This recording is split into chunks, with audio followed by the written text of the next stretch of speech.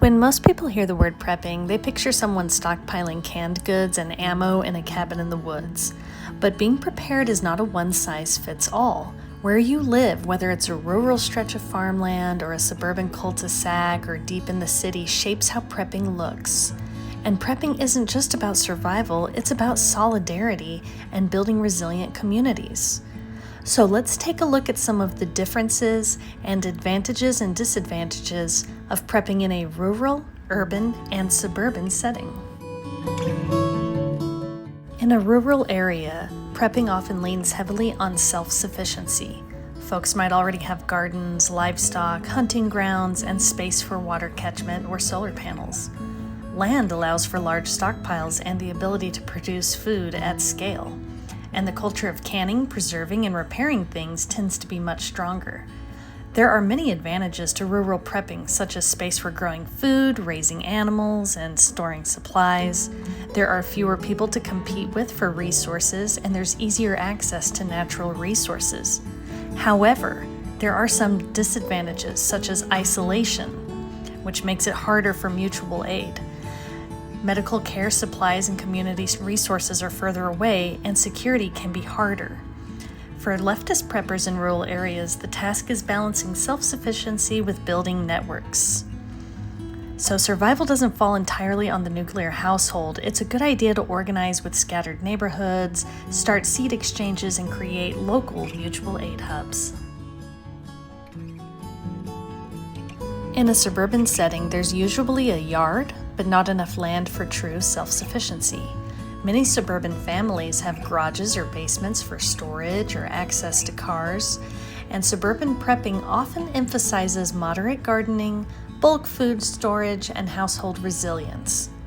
Some of the advantages include storage space without total isolation. There's easier access to both urban amenities and rural resources, and the suburbs often have strong neighborhood associations. However, some of the disadvantages might include car dependency if a fuel supply is disrupted, limited space for real food production, and cultural resistance, as suburban prepping is often seen as paranoid. However, suburban leftists can work together to build community gardens, tool libraries, collective food buying, and emergency plans. So alone, a family can only do so much, but together, a suburb can transform into cooperative strongholds. In the city, prepping doesn't mean a bunker, it usually means networks. Most people don't have land or storage space, but cities are resource-rich and community-dense. Prepping looks like mutual aid networks, community fridges, tenant unions, rooftop gardens, and shared supplies. Urban prepping is less about stockpiling and more about organizing. Some of the advantages might include proximity to medical care, public transit and services, dense social networks which make mutual aid possible and effective, and access to abandoned or underused infrastructure such as warehouses or rooftops. Some of the disadvantages might include limited storage and growing space, a vulnerability to supply chain disruptions, and security risk increase with population density and scarcity. No individual can store everything they need in a one-bedroom apartment, but a block organized with shared supplies, communal kitchens, and tenant defense can weather crises. Cities are also the political heart of struggle.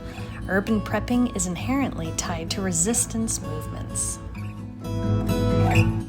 So regardless of where a person lives, prepping is possible. In a rural community, it could mean bridging distances, whereas in the suburbs, it might mean reclaiming neighborhood life from isolation and consumerism. And in the cities, it could mean harnessing density for collective survival. The point is, prepping is not just rugged individualism. It's collective.